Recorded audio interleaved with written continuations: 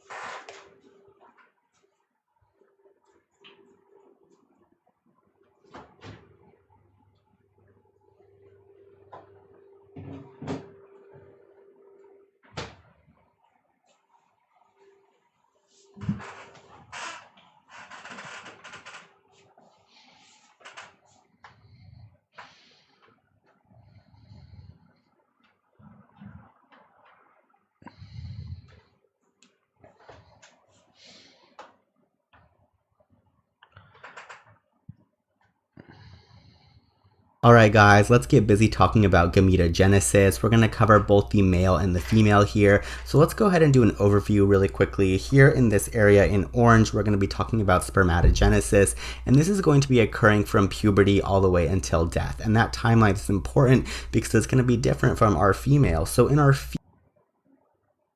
Alright guys, let's get busy talking.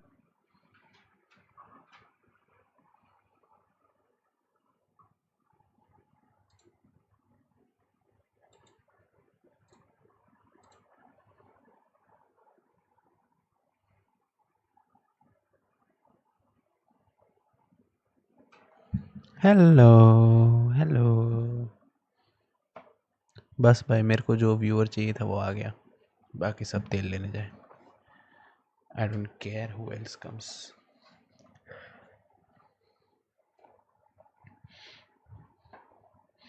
અવાજ આવે છે બરાબર?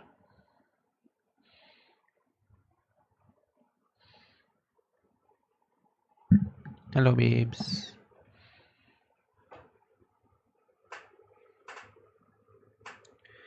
Masa Abu Salol said hi. Hello Masa.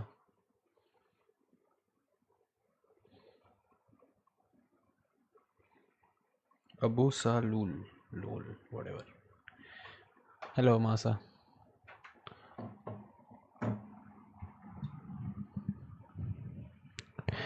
I have to finish pregnancy and menstruation, which is gametogenesis,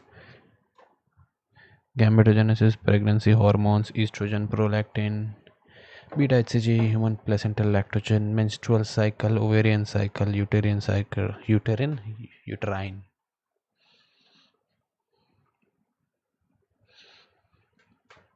Menstrual cycle disorders, primary, secondary, amenorrhea, dysmenorrhea, Mittelschmerz. I don't know what that is. Mittelschmerz. I don't know what this is, but I'll get to know it.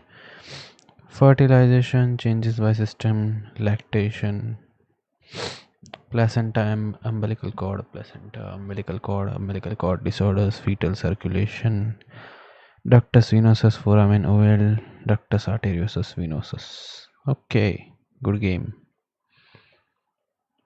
Alright guys, let's get busy talking about gametogenesis. We're going to cover both the male and the female here. So let's go ahead and do an overview really quickly. Here in this area in orange, we're going to be talking about spermatogenesis, and this is going to be occurring from puberty all the way until death. And that timeline is important because it's going to be different from our female. So in our female, there are going to be two distinct phases that are going to be important. So during oogenesis, which I'm going to kind of highlight in this green portion here, this is all going to be occurring during the fetal period, and then it's going to kind of stop at the fetal period, and we're going to wait to pick things up with folliculogenesis. And folliculogenesis is going to be all this dark green stuff that I'm kind of hiding here, and this is going to be happening in puberty all the way up until about age 50 when a patient undergoes menopause. So I wanted to kind of clue you guys into these timelines so you have an idea about where we are in the lifespan of the patient we're talking about. Additionally, I want to point out these little black brackets that I'm kind of circling here, and I want you guys to be thinking about these black brackets and where they're placed, because this is where we're going to be talking about some pathology later on. So we're going to cover the physiology first, so when you're near these black brackets, be paying close attention so that we're like, okay, there's going to be some path coming up later, and you kind of really zone in on why this is going to be important. So let's start off by talking about our spermatogenesis, and this is going to occur in the testes, specifically within the seminiferous tubules, and especially important is kind of the direction that this entire process is happening. So the seminiferous tubules kind of all going to coalesce down here towards the center of the testes, where it's going to meet the epididymis, which is where sperm will eventually go.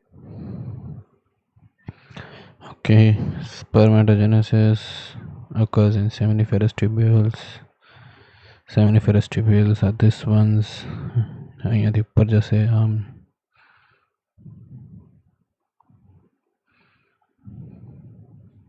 mature. So I want to draw a black arrow kind of across this whole diagram that's representing the fact that as we're moving and maturing, we're kind of moving towards the center of the testes. So let's go ahead and zoom in here and take a closer look at what's going on. We're going to talk about DNA first in terms of meiosis, and then we're going to talk about the names of the structures associated with this DNA, and then also wrap up with discussion of haploid and diploid. So let's look at the DNA itself. Let's get right down to the root of it. So you'll see we have a maternal and a paternal copy here, and these are going to go on to be duplicated and then split in a really unique way for meiosis. So in mitosis, we're essentially just replicating this over and over and over and over again. There is no mixing of genetic material, but in meiosis, we want to make 4 unique gametes that each have their own unique genetic material that is a unique mixture of the maternal and the paternal copy. So let's take a look at how this happens. So the first kind of step that is going to happen is we are actually going to duplicate this DNA, and once this DNA is duplicated, it's going to go under a process called crossing over, where we're going to get exchange of genetic material. And you can see I'm kind of showing this here by changing the blues and the pinks to show that we had mixing of DNA going on here. And then we're going to undergo our first reduction division. So we're going to get half of our DNA material coming over here and half coming over here. And you will notice at this point we get a change from becoming 2N to 1N. And this is because we have essentially split half of maternal material and half of paternal material into 2 different cells. And then from here, we're going to get one more division where each sperm is going to basically get its own unique copy of 1N DNA. And these are all going to be unique in each of the 4 sperm. And this is what is unique to meiosis. It creates 4 genetically distinct sperm. I want to go over and talk about our 2Ns and our 2Cs, etc. So here we started 2N, 2C. Remember, we duplicated, we just made a copy of our DNA. So we became 4C. We essentially times the 2C by 2 to make 4C, and then we split our C's in half as well as our N's, and we got 1 and 2C, and then finally we split our C in half again. We have 1 copy in each sperm and the 1 N in each sperm, which is the equivalent of like 1 unique set of DNA. The names of these structures also change as we undergo each division. So we start out with spermatogonium, and I think about gonium as like ready to go, so it's the first one. Then we have primary spermatocytes, and then secondary spermatocytes, and we're going to end with spermatids, and I think of these as like spermakids because they're not fully ready to go, but they're up and they're moving around, but they're going to develop one step further into a spermatozoan, which is going to be our fully mature sperm, and I like to think of like kids developing up into adults. And so let's talk about what happens here when we turn into a spermatozoan. We're going to have development of the acrosome, which is going to be a derivative of the Golgi apparatus, and into adults. And so let's talk about what happens here when we turn into a spermatozoan. We're going to have development of the acrosome, which is going to be a derivative of the Golgi apparatus, and it contains a lot of enzymes that are important for the moment of fertilization. Here's our nucleus, and then we're going to have mitochondria down here in the body, and these are going to propel the sperm with energy. The propelling actually happens here with the flagellum, which is actually made of units called centrioles, and these are going to be important if they ask you biochem questions about a sperm. So zooming back out here, we talked about our spermatogonium, which is our first step. They're going to undergo mitosis to become a primary spermatocyte, and then our primary spermatocytes are going to undergo meiosis, which involves that crossing over process, that exchange and mixing of genetic material to become 2 spermatocytes. And then these spermatocytes are going to undergo one more division to become 4 spermatids. And these are the spermakids that still need to do a little bit of development to be a mature spermatozoa, which we decided was this guy over here. So if I was to outline spermiogenesis, it would specifically be this part right here. That's where the spermakids are going to mature into the adult sperms. Whereas we would include spermatogenesis if we extended this line all the way out here. So spermatogenesis is going to be the entirety of this whole process. We talked about how maturation is going to occur in the epididymis, which I'm highlighting here, and we talked about how spermatids turn into spermatozoa, and this is going to involve the creation of the acrosome as well as development of the flagellum. Spermiogenesis, it would specifically be this part right here. That's where the spermakids are going to mature into the adult sperms. Whereas we would include spermatogenesis if we extended this line all the way out here. So spermatogenesis is going to be the entirety of this whole process. We talked about how maturation is going to occur in the epididymis, which I'm highlighting here, and we talked about how spermatids turn into spermatozoa, and this is going to involve the creation of the acrosome as well as development of the flagella. Now let's go ahead and get into some pathology here. So in question vignettes, you're usually going to get a male patient. Okay, wait. A little bit of review here. My bitch left me. No, she's back. Okay, so we have our spermatogonium here. Okay, the spermatogonium has 1 female and 1, where the fuck is that, and 1 male in it. Okay,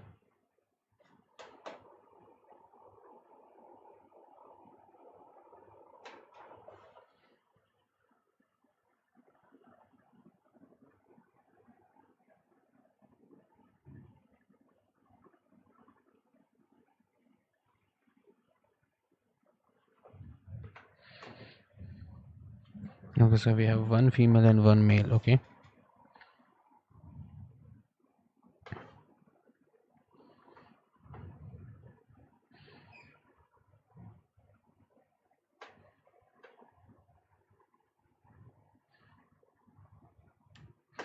now that male is going to go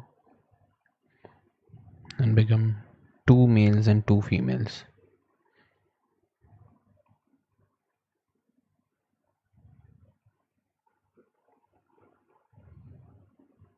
But there will be crossing over.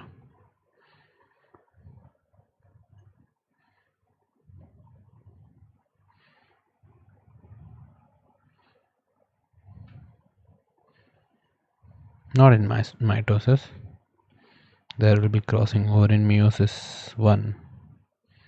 So it becomes 1, 1, 1, 1, 1 with crossing over, 1 with crossing over.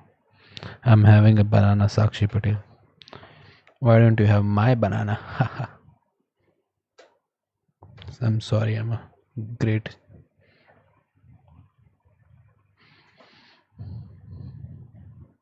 comedian.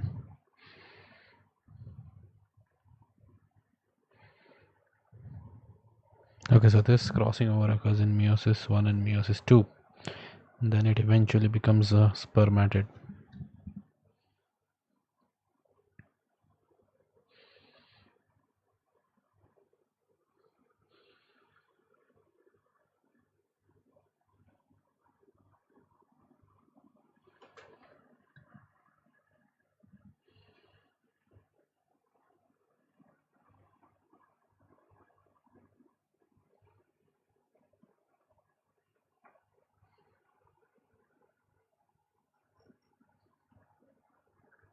Which is 1 and 1C. So now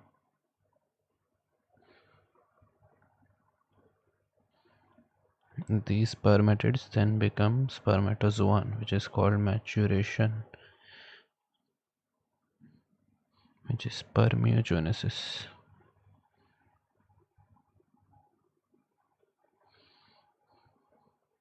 The entire process is spermatogenesis.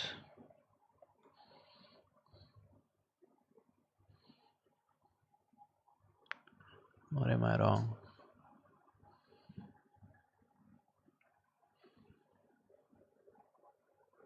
Of this whole process. We talked about how maturation is going to spermiogenesis. It would specifically be this part right here. That's where the spermatids are going to mature into the adult sperms. Whereas we would include spermatogenesis if we extended this line all the way out here. So spermatogenesis is going to be the entirety of this whole process. We talked about how maturation is going to occur in the epididymis, which I'm highlighting here. And we talked about how spermatids turn into spermatozoa, and this is going to involve the creation of the acrosome as well as development of the flagella. Now let's go ahead and get into some pathology here. So in question,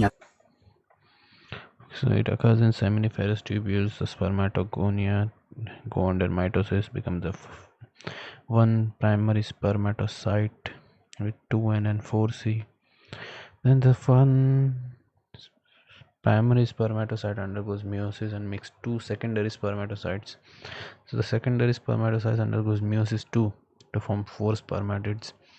Spermatids mature to become spermatozoa by a process called spermiogenesis.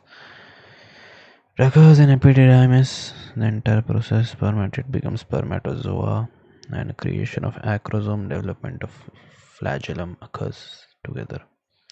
Acrosome is necessary as it is a Golgi apparatus. It is derived from Golgi apparatus.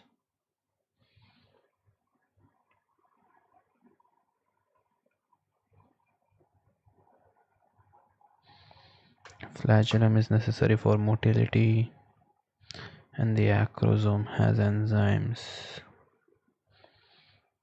necessary for fertilization.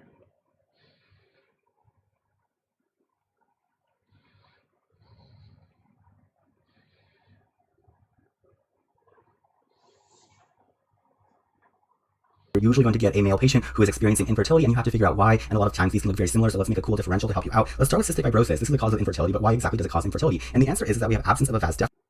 So the vas deferens is here after the epididymis. So our sperm. Okay, wait. So there are many reasons why someone can be infertile. We just have to figure out why they are infertile. Okay, in a vignette. The first one we are covering is cystic fibrosis, right?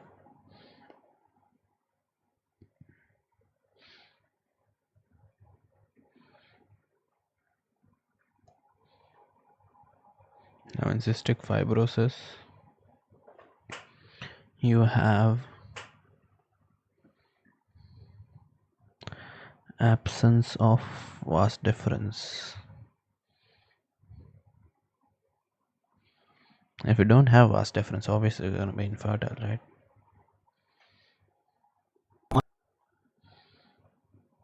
Like, but but why exactly does it cause infertility? And the answer is that we have absence of a vas deferens. So the vas deferens is here after the epididymis. So our sperm go on to like mature absolutely perfectly, but they have no way to get to the penis because we know that the vas deferens is how we're going to get to the penis from the epididymis. And so these patients are going to present with infertility, but they're also going to present with other things like recurrent pneumonias and bronchiectasis, and they might have mention of a CFTR mutation, and that's going to be important because we want to differentiate it from something called Carter-Henner syndrome. And Carter-Henner syndrome is going to be Okay, so along with absence of vas deferens, they also have bronchiectasis,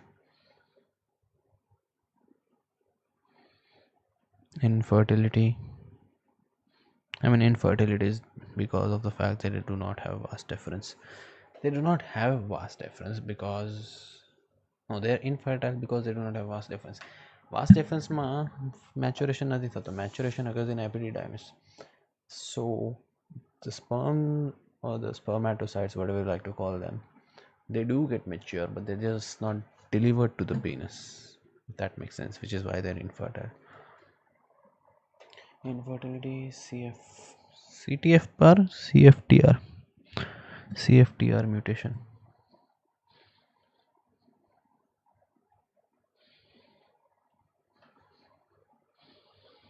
primary ciliary dyskinesia. So it's a problem with the ciliary, important because we want to differentiate it from something called Carter-Henner syndrome. Cystic fibrosis, absence of vas deferens, bronchiectasis, CFTR mutation, and bronchiectasis. It causes infertility, but we also have to differentiate it from a differential of Carter-Henner syndrome, and Carter-Henner syndrome has something called as primary ciliary dyskinesia.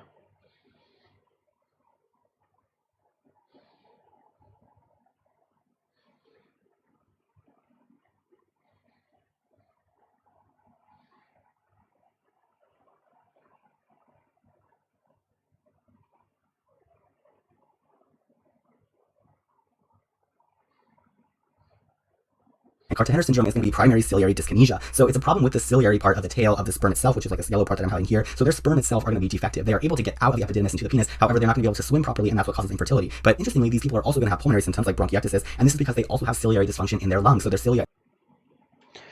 They have dysfunction in the ciliary part, that is the flagellum, in the tail, so they can't swim, therefore cause infertility.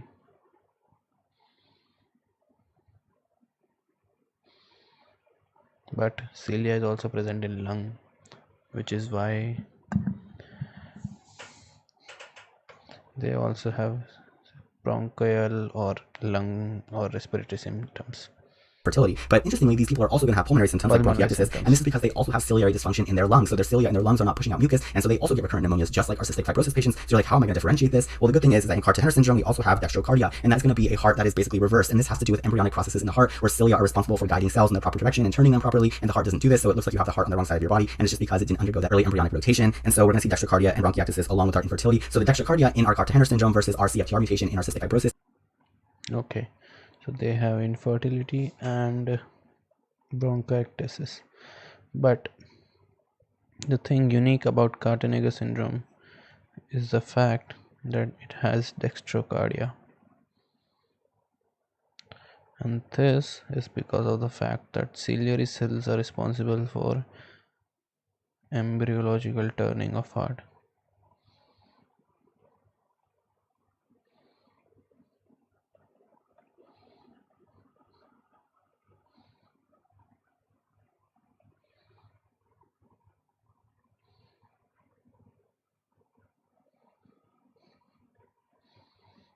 Now we can use dextrocardia to differentiate between Carter-Henner syndrome and cystic fibrosis, both of which present with bronchiectasis and infertility.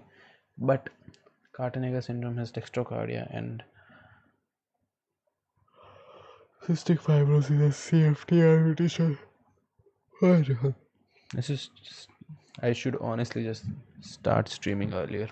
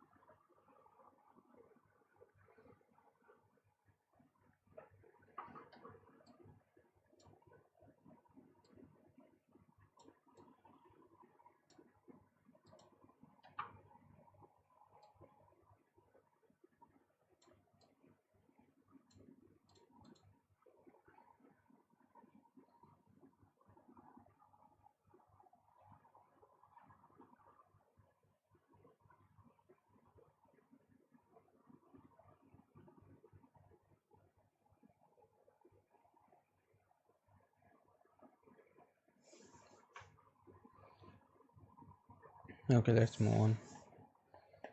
Going to be great ways to differentiate here, but I want to mention one more cause of infertility that may show up in a vignette like this, and it's going to be Klinefelter syndrome, which we talked about a few videos back, and this is going to be due to primary gonadal failure. So that's this portion here. We're going to have errors in our testes. We're not going to be able to produce enough testosterone or make sperm that are viable, and so we're going to see increased FSH, increased LH. Remember, this is our hypergonadotropic hypogonadism, so we're going to see decreased testosterone, and this is going to be the cause of our infertility. So it's important to be able to take all these details and synthesize them into deciding why your male patient may be presenting with infertility. Let's move on to talking about female gametogenesis, which is a little more convoluted.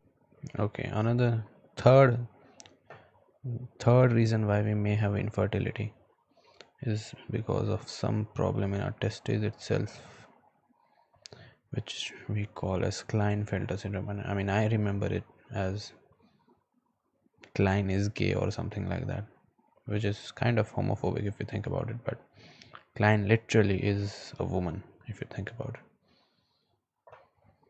it. So in Klinefelter syndrome we have gonadal failure, which is failure of testes to exert their effect, increased LH and FSH, decreased testosterone, and infertility. So three main causes of infertility in men: Klinefelter, cystic fibrosis, and Gartenegger syndrome. But I promise we will make sense of it. We're going to be jumping back and forth between oogenesis and folliculogenesis. Overall, oogenesis is going to be transition from our immature oocyte all the way to our secondary oocyte, which we like to call our mature ovum. And this is going to happen half in the fetal period and half at puberty. So let's talk about the part that happens in the fetal period first. We're going to have our oogonium, which is going to be 2N2C. And this is overall oogenesis is going to be transition from our immature oocyte, mix cells and synthesize them into deciding why your male patient may be presenting with infertility. And this is going to be the cause of our infertility. So it's important to be able to take all these details and synthesize them into deciding why your male patient may be presenting with infertility. Let's move on to talking about female gametogenesis, which is a little more convoluted, but I promise we will make sense of it. We're going to be jumping back and forth between oogenesis and folliculogenesis. Overall, oogenesis is going to be transition from our immature oocyte all the way to our secondary oocyte, which we like to call our mature ovum. And this is going to happen half in the fetal period and half at puberty. So let's talk about the part that happens in the fetal period first. Oogenesis is immature oocyte to secondary oocyte of the mature ovum. Half of it occurs in the fetal period, another half occurs in the after puberty. Immature oocyte is created in the fetal period. Oogonium becomes primary oocytes. Primary oocyte is arrested in prophase 1 until puberty. Prophase 1 of meiosis 1, I guess. Which we like to call our mature ovum, and this is going to happen half in the fetal period and half at puberty. So let's talk about the part that happens in the fetal period first. We're going to have our oogonium, which is going to be 2N2C, and this is undergoing mitosis to become a primary oocyte, which is 2N4C. So we're going to have basically replication of our DNA here in terms of making another copy, and then we're going to be arrested in prophase 1, and this is important because we arrest during the fetal period, and we basically don't have any action until puberty. So let's review. Our immature oocyte is created in the fetal period. That oogonium is going to become a primary oocyte, and then we're going to be like, stop, and everything is going to halt because our primary oocyte is arrested in prophase 1 until puberty. So now let's talk about what happens in folliculogenesis, which starts at puberty with increases in luteinizing hormone and follicle stimulating hormone. We're going to have maturation of our ovarian follicle at this point. So now folliculogenesis is the maturation of ovarian follicle. Okay, the primordial follicle becomes secondary follicle, which becomes the tertiary follicle. Tertiary follicle becomes oocyte component and is ovulated. Empty tertiary follicle becomes the corpus luteum, which then releases progesterone, and on fertilization we have increase in HCG, and HCG responsible for sustaining corpus luteum. Okay, fair enough. Folliculogenesis, which starts at puberty with increases in luteinizing hormone and follicle stimulating hormone. We're going to have maturation of our ovarian follicle at this point. So you'll remember we had our primary oocyte, which was arrested in prophase 1 back in the fetal period. That's this guy right here. And what it's going to do is it's going to go ahead and it's going to start maturing under the influence of increased luteinizing hormone. And what's going to happen is we're going to get changes here. So initially what is a simple squamous epithelium, that's going to change to a cuboidal epithelium. So this is going to become a much more robust cell, and it's going to be capable of producing things like estrogen. You'll see it has this clear gelatinous material as well.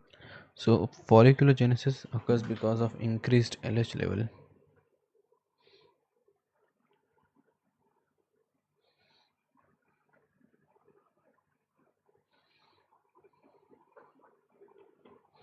Change to a cuboidal epithelium. So this is going to become a much more robust cell, and it's going to be capable of producing things like estrogen. You'll see it has this clear gelatinous material as well. This is called the zona pellucida, and it is responsible for nourishing this egg as it grows. And essentially we're going to transition through a squamous epithelium. That's going to change to a cuboidal epithelium. So this is going to become a much more robust cell, and it's going to be capable of producing things like estrogen. You'll see it has this clear gelatinous material as well. This is called the zona pellucida, and it is responsible for nourishing this egg as it grows. And essentially we're going to transition through a series of follicles. So we started with our primary follicle with its simple squamous epithelium, then we went to our secondary follicle with its cuboidal epithelium, and then finally when it's reaching full maturation ready for ovulation, we call this a tertiary follicle. So let's review. We have transition from primordial follicle to secondary follicle, and we had a change from squamous to cuboidal there, and then we have our tertiary follicle ready for ovulation. Our tertiary follicle is going to go ahead and burst open, and that oocyte component is going to be ovulated, and then that with primary follicle becomes secondary follicle. It goes from squamous to cuboidal.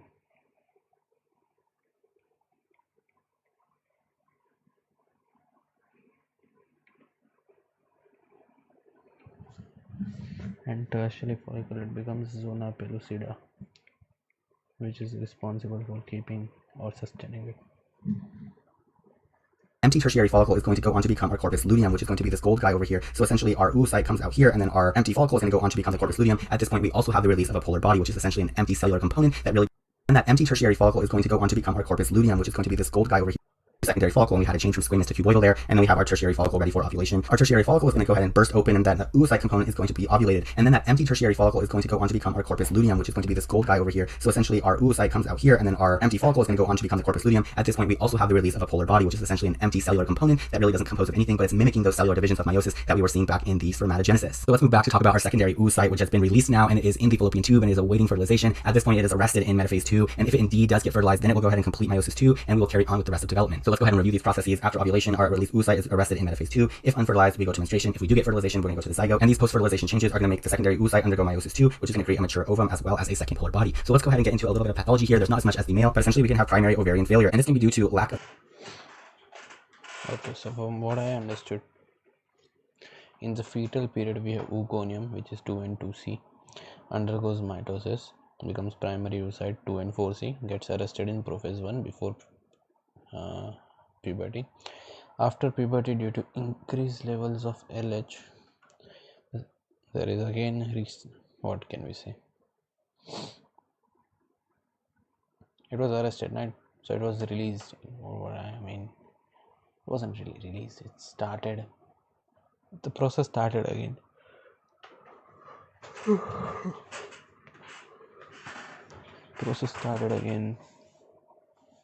And became a secondary oocyte. Not really. Primary oocyte, it matured,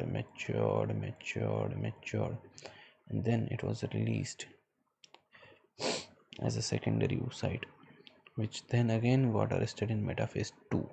First it was arrested in prophase 1, now it is arrested in metaphase 2, and metaphase 2 is only completed if fertilization occurs. If fertilization does not occur,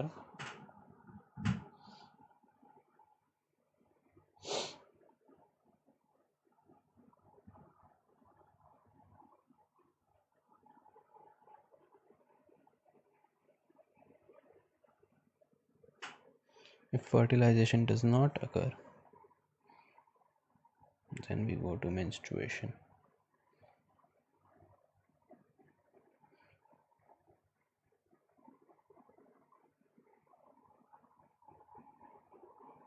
Makes sense, right?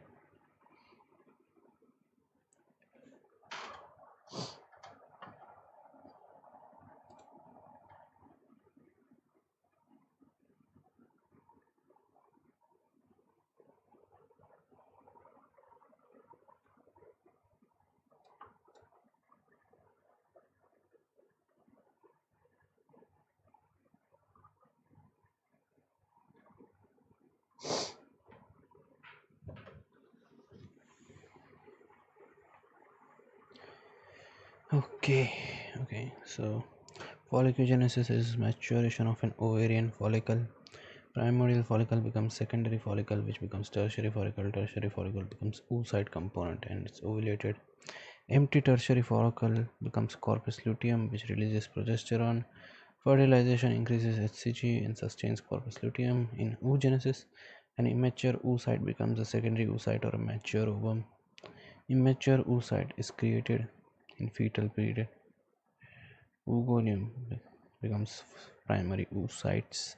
Primary oocytes are arrested in prophase 1 until puberty. Primary oocyte is arrested in prophase 1 until puberty. Ovulation occurs and the released oocyte is again arrested in metaphase 2. If it is unfertilized, it goes under menstruation. If it is fertilized, it becomes a zygote. Post-fertilization, the secondary oocyte, after meiosis 2 completion, becomes a mature ovum and releases a second polar body. Okay. Second polar body. So let's go ahead and get into a little bit of pathology here. There's not as much as the male, but essentially we can have primary ovarian failure, and this can be due to lack of eggs, or it can be due to menopause. We can also have pathology here where we have failure of follicles to rupture and release into the fallopian tube, and this is going to be when we have PCOS, so this is polycystic Okay, primary ovarian failure pathology.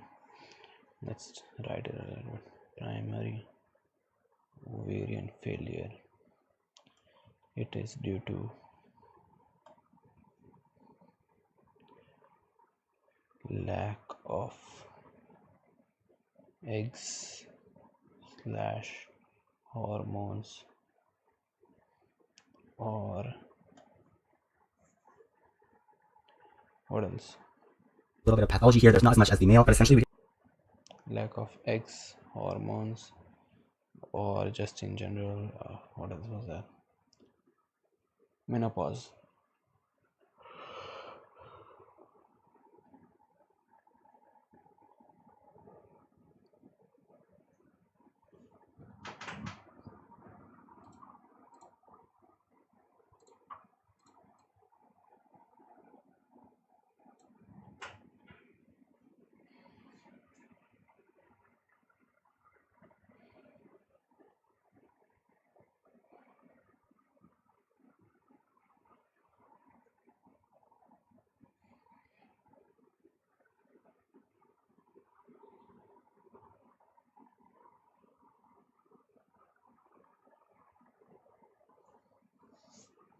Okay, and then PCOS, which is prime polyovarian cystic disease. meiosis II, which is going to create a mature ovum as well as a second polar body. So let's go ahead and get into a little bit of pathology here. There's not as much as the male, but essentially we can have primary ovarian failure, and this can be due to lack of eggs, or it can be due to menopause. We can also have pathology here where we have failure of follicles to rupture and release into the fallopian tube, and this is going to be when we have PCOS. So this is polycystic ovarian syndrome, and this is what occurs when we don't get release of follicles, and instead they're going to accrue as cysts within the ovary. The way to differentiate this Polyovarian cystic syndrome, PCOS.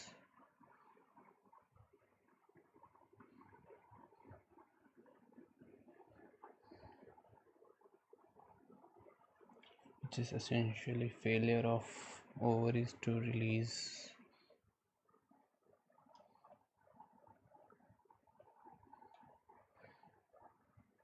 ovum into the fallopian tube. They get stuck and become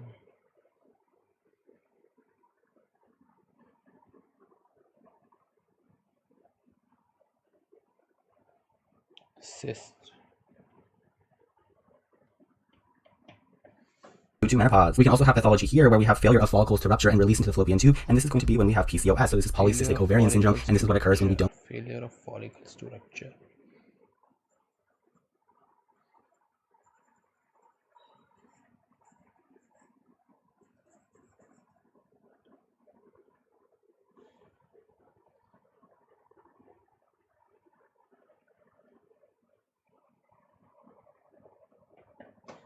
Release of follicles, and instead they're going to accrue as cysts within the ovary. The way to differentiate this based on your patients presenting in vignettes is menopause will usually be a woman around 50 or 52 years old. They're going to have things like hot flashes and perhaps signs of reduced estrogen, like dry vaginal secretion, whereas a PCOS patient is going to present with hirsutisation and perhaps excess acne, and this is going to be due to hormone. Okay, so a patient with primary ovarian failure is usually older woman with hot flashes, dry vagina,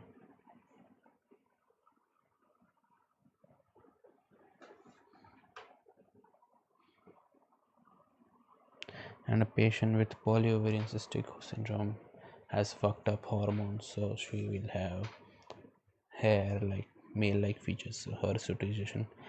What was the spelling? HIRU. Hirsutisation. What the fuck? Imbalances that they like dry vaginal secretion, whereas a PCOS patient is going to present with hirsutisation and perhaps excess acne. Hirsutisation, yeah, it's easy.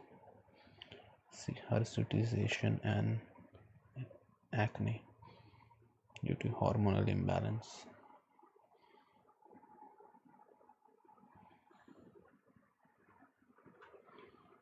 And this is going to be due to hormonal imbalances that they are experiencing as a result of their failure of follicles to rupture. So in terms of our high yield review, when it comes to gametogenesis in the male, it's important to know the causes of infertility and where in this chain link of events this may be happening. In terms of our female, it's important to know the timeline, and that we are going to be bouncing back and forth between oogenesis and folliculogenesis. Oogenesis beginning in the fetal period, whereas folliculogenesis is going to begin at puberty, and then oogenesis will go ahead and finish up during puberty and beyond as the patient has a new ovulatory cycle every month. I hope you guys enjoyed this video. I'll see you guys in the next one. Okay, fair enough.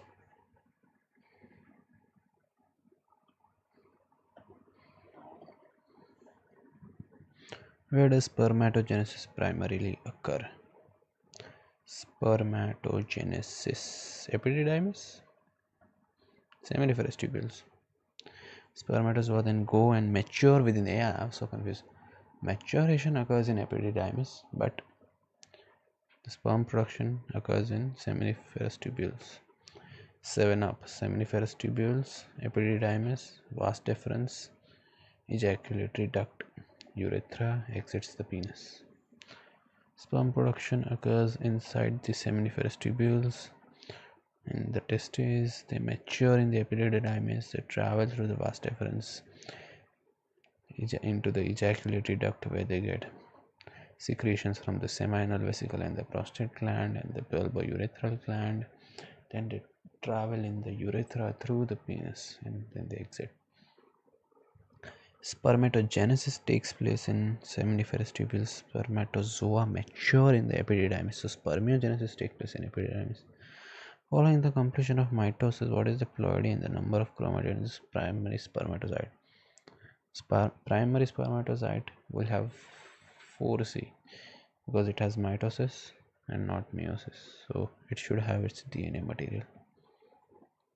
Reminder that mitosis makes a copy of both maternal and paternal chromosomes, leaving a pair of sister chromatids within the spermatocyte. Be sure to memorize the ploidy and chromatid count for both spermatogenesis and oogenesis, as these questions come up frequently on step 1. Spermatogonium mitosis becomes primary spermatocyte, undergoes meiosis 1 to become secondary spermatocytes 1 and 2 and becomes spermatids after going meiosis 2. Spermatozoan spermatozoan 1 and 1C acrosome nucleus mitochondria. Gonia are 2 and 2C prior to mitosis. Secondary spermatocytes are 1 and 2C. Spermatids are 1 and 1C. What occurs during maturation of a spermatid to spermatozoa 1 and 1C becomes capacitation, development of enteromesoneal sperm. What the fuck? As spermatids becomes no, spermatids are also 1 and 1C. I'm wrong. Spermatids mature into spermatozoa. They acquire acrosome and flagellum. The acrosome breaks down zona pellucida of the ovum, allowing the nucleus of the sperm to fuse with the nucleus of the ovum. The flagellum allows the sperm to propel forward once inside the female reproductive tract. The change from 1 and 1C to 1 and 2C to 1 and 1C occurs when the secondary spermatocytes turn into spermatids. Yes, spermatids and spermatozoa both are 1 and 1C. The only difference between spermatids and spermatozoa, which spermatids become after spermiogenesis, this is maturation, which occurs in epididymis, is that spermatozoa have an acrosome which breaks down the zona pellucida of the ovum, allowing the nucleus of the sperm to fuse with the nucleus of the ovum, and the flagellum allows the sperm to swim or propel forward once it is inside the female reproductive tract. The change from 1 and 2C to 1 and 1C occurs when secondary spermatocytes turn into spermatids. Capacitation of the sperm occurs inside the female reproductive tract. Development of antrum and zona pellucida occur during oogenesis. Capacitation. Isn't it like cutting or something? Capacitation. Membrane destabilization. Acrosome partially reacts. Sperm tail hyperactivity. Capacitation occurs within the oviduct, which is the fallopian tube. Uterine wall secretions will trigger the capacitation. During capacitation, the acrosome partially reacts, preparing to penetrate the egg's protective layers. Membrane destabilization aids in fusion of sperm with egg's membrane during fertilization. The sperm still exhibits hyperactive movements, leading to an increase in sperm motility. So it's more active and ready to attack the egg. I don't know if attack is the correct word, but it is what it is. Carter-Neger syndrome typically presents with Carter-Gainer. Why am I calling it Carter-Neger? Carter-Gainer. Cartagena syndrome typically presents with infertility as well as which of the following conditions: dextrocardia and bronchiectasis. Because it has primary ciliary dyskinesia. Primary ciliary dyskinesia affects the movement of cilia, and movement of cilia is responsible for turning the cells during the process of embryonic development of heart, which causes dextrocardia and bronchiectasis. Cartagena syndrome is a genetic disorder that presents with primary ciliary dyskinesia and therefore infertility, as well as situs inversus, including dextrocardia and bronchiectasis. Increased FSH, LH, and decreased testosterone in male such as primary gonadal failure, such as Klinefelter syndrome. Bronchiectasis and CFTR mutation are consistent with cystic fibrosis. In addition to bronchiectasis, what physical feature is strongly associated with cystic fibrosis? Absent vas deferens. Male patients with cystic fibrosis are born. Okay, in cystic fibrosis, we have chronic rhinosinusitis or chronic obstructive lung disease because of mucus plugging, recurrent respiratory tract infection, salty and sweat, electrolyte wasting, biliary cirrhosis, pancreatic insufficiency, fertility complication. Female has reduced fertility due to thicker cervical mucus, and male there is congenital bilateral absence of vas deferens. Male patients with cystic fibrosis are born without vas deferens because the CFTR gene mutation causes the vas deferens to atrophy early in embryological development. Without the vas deferens, sperm would develop normally but have no way out of the epididymis, resulting in infertility. At what stage of oogenesis is the primary oocyte arrested? Primary 1, P1. Wasn't the mnemonic for this like PM12? Oogenesis starts with 2N primordial germ cell, it undergoes mitosis, becomes an oogonium, which is a 2N, start of meiosis 1. Primary oocyte is arrested at prophase 1, present at birth, in embryo through childhood, at puberty due to increased levels of LH. Until menopause monthly, there is completion of meiosis 1 and start of meiosis 2, which is accompanied by a release of first polar body, which is 1N. So the secondary oocyte only has half the DNA material, which is also 1N. It is arrested in metaphase 2. So prophase 1, primary oocyte arrested at birth, secondary oocyte arrested in metaphase 2 after puberty. Ovulation occurs if fertilization occurs, sperm entry, meiosis 2 resumes, and there is completion of meiosis 2. Only after the completion of meiosis 2 is the second polar body released, and the sperm, which has 1N, contributes to become a 2N egg. Primary oocyte is arrested in prophase 1. Meiosis 1 is therefore arrested for many years until ovulation, at which point luteinizing hormone, LH hormone, acts on the follicle and induces the completion of meiosis 1 at this point. After this point, the ovum becomes a secondary oocyte and enters meiosis 2. What stage of oogenesis is secondary oocyte arrested metaphase 2? When does the maturation of ovarian follicles, for example, the evolution of primordial follicles to secondary follicles, typically take place for the first time? When does the maturation of ovarian follicles, example, evolution of primordial to secondary follicles, typically take place for the first time? Fetal period, right? Puberty. Fuck no. Folliculogenesis occurs in... Okay. Ovarian follicles first begin to mature during puberty. This is a process during which folliculogenesis occurs in puberty. In the fetal life, there is only oogenesis. Folliculogenesis. Sakshi Patel is saying hello, hello, hello, hello, hello. Sakshi Patel, hello. Sukarat Sakshi. Although gametogenesis begins in a fetal period with maturation of oogonia,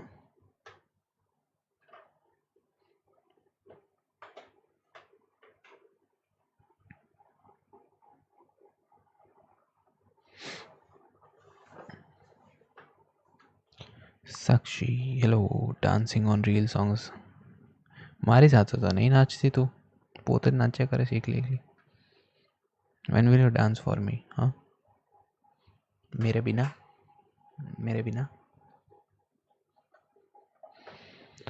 Okay. Sakshi याद रख जे oogenesis occurs in the fetal period, at least the first part of it, and folliculogenesis only occurs during puberty. Primordial,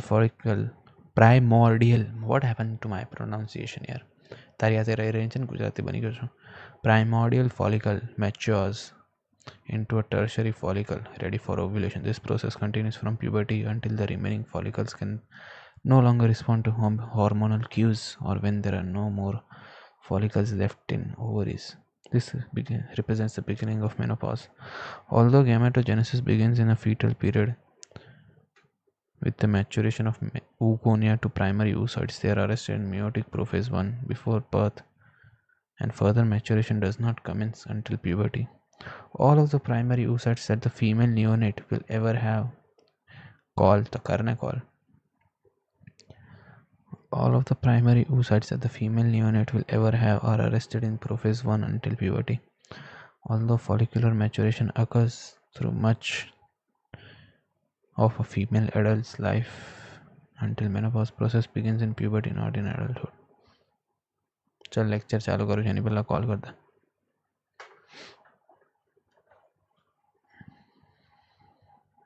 All right, guys, let's get busy talking about hormones of pregnancy. And in this video,